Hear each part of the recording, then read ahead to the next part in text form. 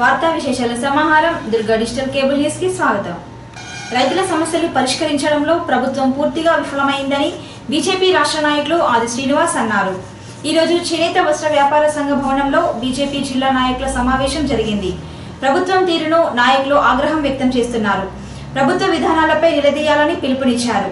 ఈ సమావేశంలో జాతీయ కౌన్సిల్ సభ్యులు ఆడపు రవీందర్, ప్రతాప రామకృష్ణ, భీమవరపు శ్రీనివాస్, మెరుగు హనుమంతరెడ్డి, గడ్డం నాగరాజు, గౌడవాసు, శంకర్ పలువురు నాయకులు పాల్గొన్నారు. ఇప్పుడు అంతకుముందు ఇది డివిజన్ కేంద్రం, అప్పుడు ఆర్డీఓ ఎవరు ఉండేవారు, కానీ ఇప్పుడు కలెక్టర్ సంఖ్యలో మనం తీసుకురావాలి. రెండవది, ఇప్పుడు సోదరులు చెప్పినట్టు అన్ని కేంద్ర ప్రభుత్వ పథకాలే, వాళ్ళ ముద్రా పథకం కావచ్చు, మనం ధర్నా చేయబోతున్నాం. కాబట్టి మీరు ఒకటి గుర్తుపెట్టుకోవాలి, ఇక్కడ మీకు మేము అన్ని పత్రికలు వాళ్ళ చేతులు ఉన్నాయి అని చెప్పి జనార్దన్ రెడ్డి గారు ఏం చెప్పారంటే, మనం కేంద్ర ప్రభుత్వం ఇచ్చే ప్రకటనలు ఏవైతే మనం ఇవ్వదు. రాజన్న సిరిసిల్ల జిల్లాలో మొదటిసారిగా బీజేపీ శ్రేణులు అన్ని మండలాలకు సంబంధించినటువంటి అధ్యక్ష కార్యదర్శితో పాటు ముఖ్య నాయకులందరం కూడా సమావేశమై ఒక సమీక్షను నిర్వహించుకోవడం జరుగుతూ ఉంది. ఈ తెలంగాణ రాష్ట్ర సమితి మరి అధ్యక్షుడైనటువంటి ఈ ప్రభుత్వ అధినేత కేసీఆర్ గారు చేస్తున్నటువంటి రైతు వ్యతిరేక విధానాలను ప్రజలలోకి తీసుకొని వెళ్ళి ఈ ప్రభుత్వంపై ఒత్తిడి పెంచే కార్యక్రమాన్ని ఒక నిర్ణయం తీసుకోవడం జరిగింది. ఇప్పటి వరకే భారతీయ జనతా పార్టీ రాష్ట్ర శాఖ పిలుపు మేరకు అన్ని మండల రెవెన్యూ కార్యాలయాల ఎదుట ఒకేసారి రైతులకు రుణమాఫీ చేయమని డిమాండ్ చేస్తూ వడగళ్ల వల్ల నష్టపోయినటువంటి రైతాంగానికి, అతివృష్టి అనావృష్టి వల్ల నష్టపోయినటువంటి రైతాంగానికి కేంద్ర ప్రభుత్వం, భారతీయ జనతా పార్టీ ఆధ్వర్యంలో ఎన్డీఏ ప్రభుత్వం ఈ రాష్ట్రానికి 792 కోట్లు రిలీజ్ చేసినప్పటికీ ఏ గ్రామంలో కూడా ఇన్పుట్ సబ్సిడీని మరి రైతులకు అందివ్వలేదాన్ని నిరసన వ్యక్తం చేస్తూ ధర్నాలు చేయడం జరిగింది. అదేవిధంగా ఇటీవల కొత్తగా ఏర్పడినటువంటి సిరిసిల్ల రాజన్న జిల్లా కలెక్టర్ కార్యాలయం దగ్గర కూడా పెద్ద ఎత్తున రైతులలో ఒక భరోసాని ముందుకు రావాల్సిందిగా ఈ సందర్భం విజ్ఞప్తి చేస్తూ ఉన్నాం. ఈ ప్రభుత్వం చెప్పేది ఒకటి, చేసేది ఒకటి. ఎన్నికల కంటే ముందు రైతుల రుణమాఫ్ అనే మాటతోటి రైతులకు డబ్బు ఏదైతే అధికారులకు వచ్చి మరి ఒకసారి పావలా ఒకసారి దువ్వాని. పట్టణంలో ఆటోనగర్లో శ్రీ ఆటోమొబైల్ షాప్లో శుక్రవారం అర్ధరాత్రి చోరీ జరిగినట్లు షాపు యజమాని అనంతుల విద్యాసాగర్ తెలిపారు. షాపు పైకప్పు విప్పి షాపులో చోరీకి పాల్పడిన దొంగలు 13,000 రూపాయల నగదుతో పాటు ఎల్ఈడి టీవీ, సుమారు 60,000 పైన సామాగ్రి చోరీకి గురైనట్లు తెలిపారు. ఈ విషయంపై పోలీసులకు ఫిర్యాదు చేసినట్లు విద్యాసాగర్ తెలిపారు.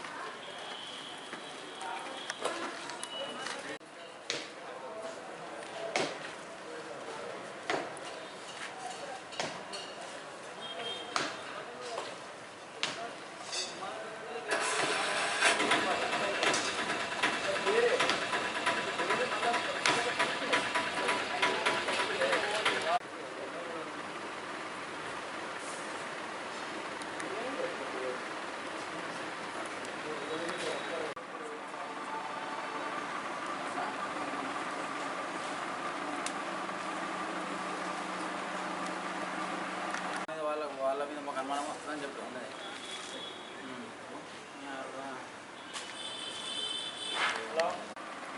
పొద్దున మావాడు వచ్చి షటర్ తీసేవారికి వెహికల్ మీదకి తీసుండి చూసారు, కౌంటర్లో కొన్ని పైసలు పోయినాయి, టీవీ పోయింది, అక్కడక్కడ కొన్ని సామాన్లు పోయినాయి, అందాదా పైసలు 10-15 వేలు దాకా పోయినాయి.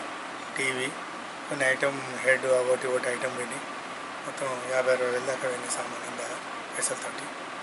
మేము ఆచారం చూసినాం, పోయి పోలీస్ కంప్లైంట్ ఇచ్చేసాం. టీవీలో వచ్చింది చూసింది. మధ్యాహ్న భోజన కార్మికులకు 8 నెలలుగా రావాల్సిన బకాయిలను తక్షణం చెల్లించాలని సిఐటియు నాయకులు ముషం రమేష్ డిమాండ్ చేశారు. ఈ రోజు ముస్తాబాద్ మండలం కార్మికులతో కలిసి అధికారులకు వినతి పత్రం అందజేశారు. ఈ కార్యక్రమంలో కార్మికులు సంతోష్, నర్సవ్వ, మైసవ్వ, లక్ష్మి, కేశవ్వ తదితరులు పాల్గొన్నారు.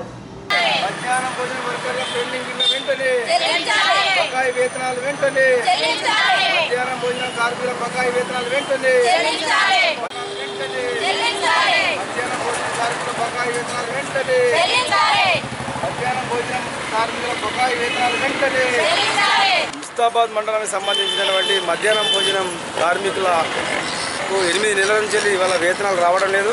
అట్లాగే 4 నెలల బిల్స్ పెండింగ్లు ఉన్నాయి. ఈ 8 నెలల నుంచి వేతనాలు రాకపోవడం ఒక పక్క అయితే 4 నెలల పిల్లలకు పెట్టే భోజనాలకు సంబంధించిన బిల్లు కూడా రాకపోవడం వలన ఇక్కడ ఉన్న కార్మికులు, ముస్తాబాద్ సంబంధించిన కార్మికులు అప్పులు చేసి ఈ రకంగా పిల్లలకు భోజనాలు చేసి భోజనాలు వడ్డిస్తూ ఉన్నారు. అప్పులకు వడ్డీ కట్టిన పరిస్థితి లోపల ఈరోజు కార్మికులు దయనీయ పరిస్థితి ఉన్నారు. 8 నెలల సంది వాళ్లకు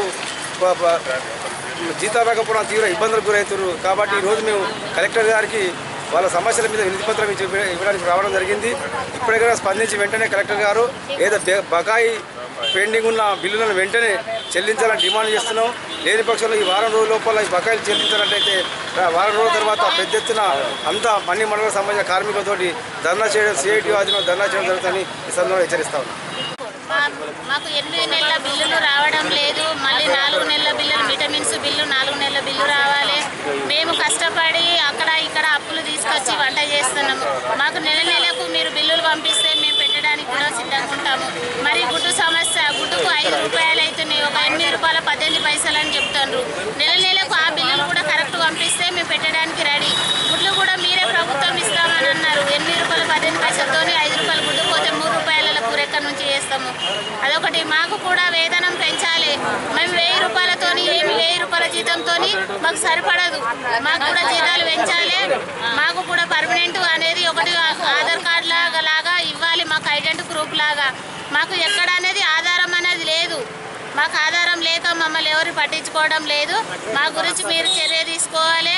కేసీఆర్ కానీ, కేటీఆర్ కానీ, మన జిల్లా కలెక్టర్ కానీ మాకు ఎవరన్నా మీరందరూ సాయం చేస్తారని మేము కోరుచున్నాము. పట్టణంలోని పలు మద్యం దుకాణాల్లో ఎక్సైజ్ అధికారులు ఆకస్మిక తనిఖీలు నిర్వహించారు. పై అధికారుల ఆదేశాల మేరకు ఈ తనిఖీలు నిర్వహిస్తున్నట్లు ఎక్సైజ్ ఎస్ఐ కరుణశ్రీ తెలిపారు. నిబంధనలు పట్టించుకోని యజమానులపై కేసులు నమోదు చేస్తామని తెలిపారు. ఈ తనిఖీలో ఏఎస్ఐ సోమేశ్వర్ సిబ్బంది పాల్గొన్నారు.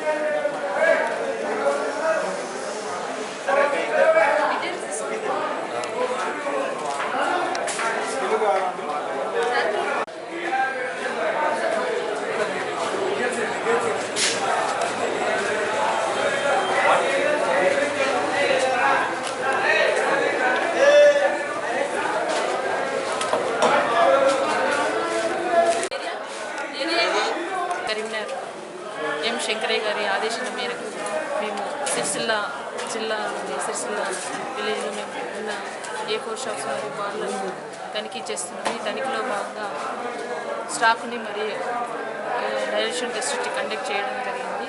అదేవిధంగా ఈ తనిఖీలో భాగంగా బుక్స్ కూడా వెరిఫై చేయడం జరిగింది. బుక్స్ ఈరోజు అప్ టు డేట్ లేకపోవడం వల్ల ఒక టెక్నికల్ కేసు కూడా మేము బుక్ చేస్తున్నాము. అదేవిధంగా మిగతా షాపులను తనిఖీ చేయడం జరుగుతుంది.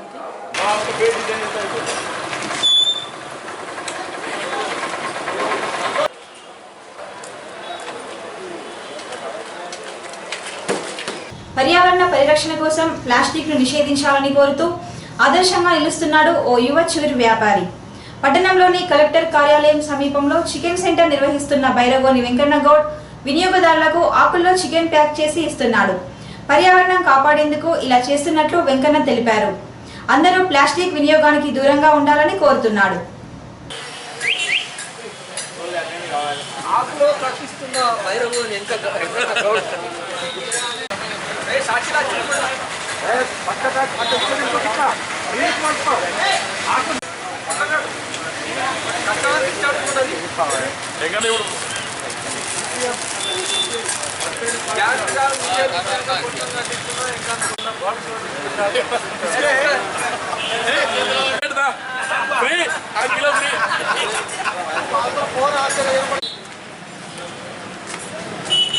ప్రభుత్వం ప్లాస్టిక్ కవర్లు నిషేధించడంతో కవర్లు వినియోగదారులకు మున్సిపల్ శాఖ వారికి సహకరించి మేము కవర్లు బంద్ చేసి ఈ ఆకుల్లో చికెన్ కట్టి ఇవ్వడం జరుగుతుంది.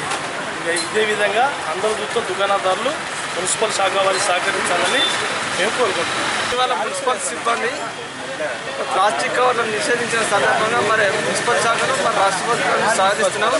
ఇది నిరంతర ప్రక్రియగా తీసుకోవాలి. కేవలం ఏదో ఫోటోల మందమో షోకుల మందమో కాకుండా ఈ పర్యావరణాన్ని పరిరక్షించడానికి ప్రతి ఒక్కరు బాధ్యతగా మార్కెట్కి వెళ్తే పెద్ద మనుషులు వెనుకట నూనె క్యాన్లు మార్కెట్కి వెళ్తే బట్ట సంచులు తీసుకెళ్లేది మధ్యాహ్నం ఫేషన్ అయిపోయి జనాలు మర్చిపోయారు. మరి వెనుకట ఏ రోజు అవుతుందో మళ్ళీ కూడా అందరూ మార్కెట్కి బట్ట సంచులు మరి చికెన్ సెంటర్కి వచ్చే క్యాన్లు స్టీల్ క్యాన్లు తీసుకొని రావాలని చెప్పి వినియోగదారులందరికీ కూడా విజ్ఞప్తి చేస్తున్నాం. పర్యావరణం అందరూ కాపాడుతూనే వర్షాలు మరియు చెట్లు అన్నీ కూడా మనుగడ సాధిస్తాయి కాబట్టి ప్రతి ఒక్క వినియోగదారుడు ప్రతి ఒక్క దుకాణాలు ఇవన్నీ పాటించాలని చెప్పి సందర్భంగా తెలియజేస్తుంది. మరిమగ్గాల సహకార సంఘాల వివాదం సిరిసిల్లలో రోజుకో మలుపు తిరుగుతోంది. సంఘాల పేరుతో అక్రమాలకు పాల్పడుతున్నారంటూ క్రాంతి పవర్లూమ్ సొసైటీ అధ్యక్షుని పేరుతో కొండ ప్రతాప్ చేస్తున్న ప్రచారాన్ని సొసైటీ కార్యవర్గం ఖండించింది. తప్పుడు ఆరోపణలు మానుకోవాలని కోరింది. ఈ సమావేశంలో Kranthi powerloom weavers multiple society అధ్యక్షులు గూడూరి రఘురాం, ఉపాధ్యక్షులు బూరరాములు, కార్యదర్శి ఆడపు మోహన్, కోడ మాంజనేయులు, మేర్గు నాగభూషణం, పలువురు సభ్యులు పాల్గొన్నారు.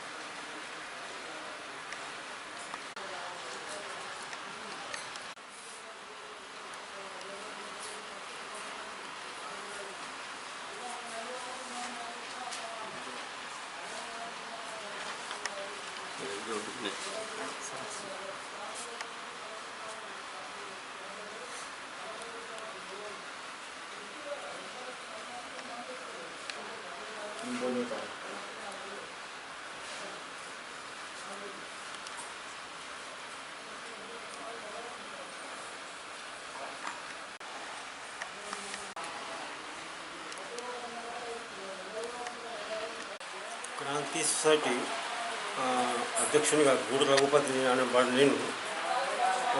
కొండ ప్రతాప్ను మేము మా సొసైటీ నుంచి తీసేసాము. మా పేరు చెప్పుకొని ఆయన మీడియా ద్వారా కానీ, పత్రిక ద్వారా కానీ, సెల్ ఫోన్ ద్వారా కానీ, వాట్సాప్ ద్వారా కానీ వాడుకుంటున్నాం. అది చాలా తప్పు. దానికి మేము ఖండిస్తున్నాం. మీడియా ద్వారా వచ్చినా కానీ, వాట్సాప్లో వచ్చింది కానీ దాన్ని పూర్తిగా మేము ఖండిస్తున్నాం. అటువంటి ఆ ప్రకటనకు మాకు ఎటువంటి సంబంధం లేదు. రెండవ విషయం ఏంటంటే ఇప్పుడు మేము ఆయనను తొలగించినాము. తొలగించినాక మేము నూతన వర్గాలు ఎన్నుకున్నాం. ఆ వర్గాల ప్రకారం మేము పని నడుస్తుంది. ఆయనకు మాకు ఎటువంటి సంబంధం లేదు. ఆయన మన రెండోది మమ్మల్ని ఆయన నిన్న వచ్చి మా ఇంటికి వచ్చి బెదిరించిండట. అది ఎంత సమంజసమో అది దాన్ని మీ మీడియా ద్వారా మీరు చర్య తీసుకోవాలని చెప్పి నేను కోరుతున్నాను. మాజీ అధ్యక్షుడు కొండ ప్రతాప్ గారు వాట్సాప్లో ఇచ్చుడు, పేపర్ స్టేట్మెంట్ ఇచ్చుడు, మాకు ఎలాంటి సంబంధాలు లేవు, ఆయన తీసేసినాం కాబట్టి మ్యాక్స్ గాంధీ సొసైటీని వాడుకుంటాడు, పేపర్ స్టేట్మెంట్ ఇస్తుండు, లేనిపోని హోదాలు పెడతాడు. అది ఎంతవరకు సమ్మితం తనకే తెలియాలి. అటువంటి చేస్తే మాత్రం గతంలో మళ్ళీ మేము ఊకోము. ఎట్లా చేయాలో మేము సుతం అట్లా ముందుకు పోతాం, చేస్తాము. అట్లా చెయ్యొద్దు. సంఘంలో మేము తొలగించినాం కాబట్టి మళ్ళీ ఇలా ఇన్వాల్వ్ అవ్వడం పద్ధతి కాదు, దాన్ని అర్థం చేసుకోవాలి. క్రాంతి సొసైటీ మాజీ అధ్యక్షుడిగా కొండ ప్రతాప్ ఇదివరకు ఉండే, ఇప్పుడు కొత్త ఎలక్షన్స్ పెట్టుకొని నూతన కార్యవర్గాన్ని ఎన్నుకోవడం జరిగింది. ఇందులో గూడూరు రఘుపతి కొత్త అధ్యక్షుడిగా ఎన్నిక కావడం జరిగింది. మాజీ అధ్యక్షుడు ప్రతాప్ కొన్ని తొలగించడానికి కారణము సంఘానికి వ్యతిరేకంగా సంఘ వ్యతిరేక పనులు చేయడం వల్ల తొలగించడం జరిగింది. సంఘ వ్యతిరేక పనులు చేయడం వల్ల తొలగించడం జరిగింది. ఇలాంటి సంఘ వ్యతిరేక పనులు చేయడం, మరి సంఘాన్ని ఈ క్రాంతి సొసైటీని బదనాం చేయడం వల్ల తొలగించడం జరిగింది.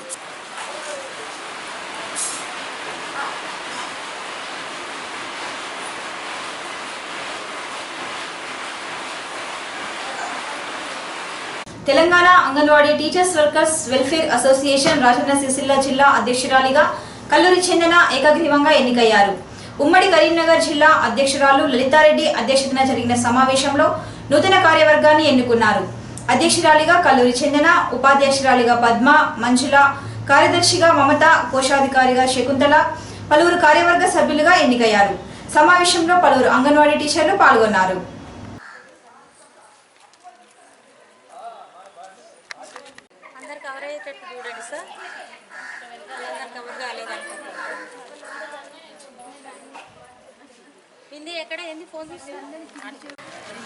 అంగన్వాడీ టీచర్స్ అండ్ హెల్పర్స్ అసోసియేషన్గా మేము ఉమ్మడి కరీంనగర్ జిల్లా అధ్యక్షురాలుగా ఉన్నటువంటి నేను ఈ సిరిసిల్లలో రాజన్న సిరిసిల్ల జిల్లాలో కమిటీ ఏర్పాటు చేయడమైనది.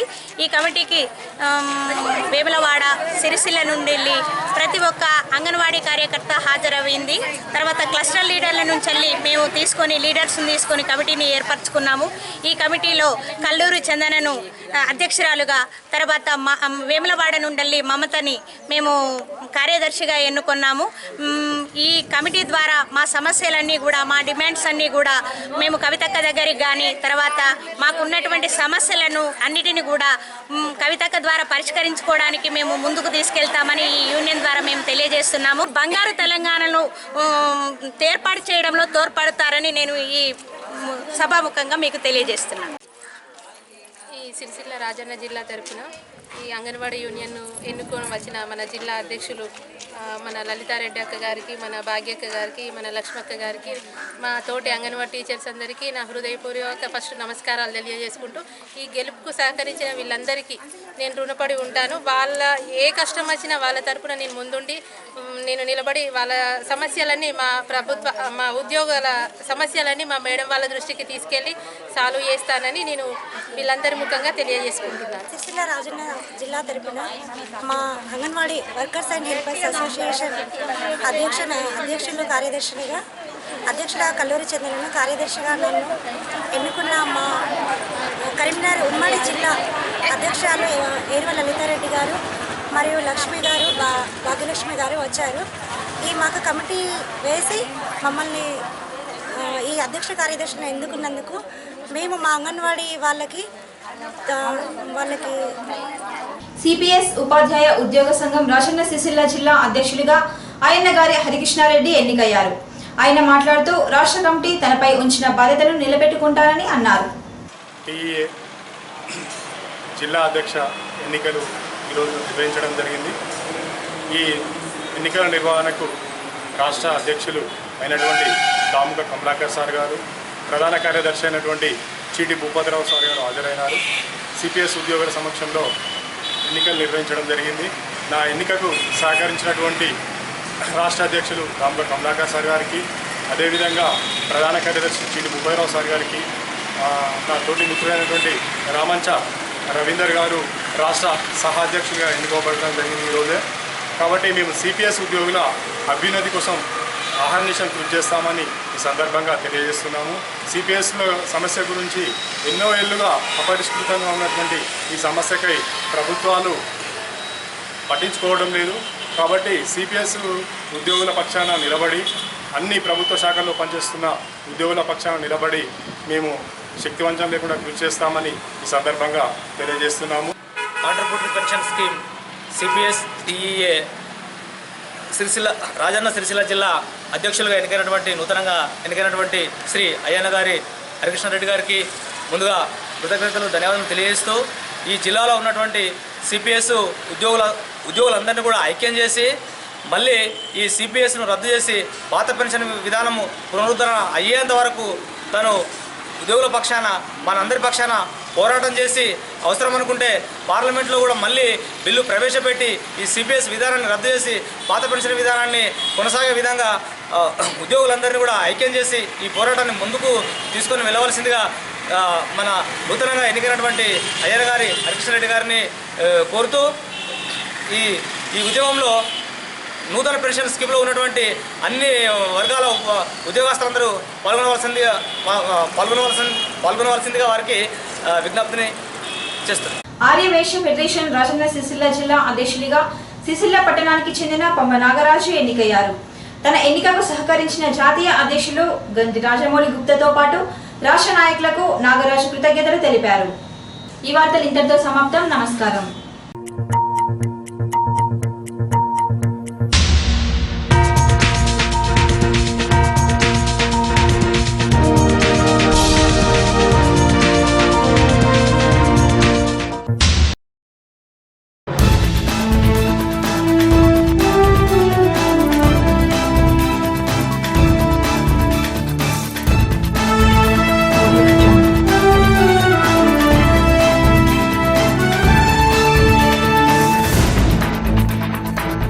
Audio Jungle.